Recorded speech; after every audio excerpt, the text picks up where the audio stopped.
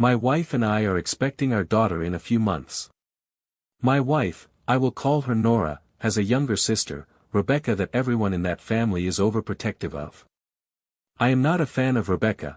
I find her to be a spoiled brat that will cry to mom every time she doesn't get her own way. I find her overall to be rude and entitled. Nora family babies her, and TBH at 22 she should not be throwing a fit about not getting what she wants.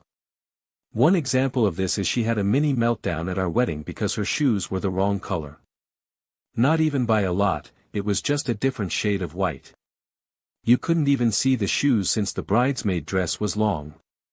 So about 30 minutes before we were going to get married she was crying and everyone had to comfort her. Anyways, we got dinner with my wife's family this weekend, and during dinner Rebecca said it would be nice to have a niece named after her. I shrugged it off and the dinner went on like normal. When we got home my wife sat me down and told me she wanted to name our daughter after her sister. That she brought up how much it would mean to her sister.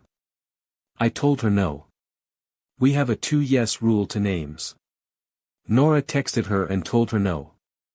That's where everything got bad. It started with my wife getting texts about changing her mind from her family, and when she stuck to the decision they got rude about it. I started to receive texts and it ended with me getting call from my MIL and Rebecca.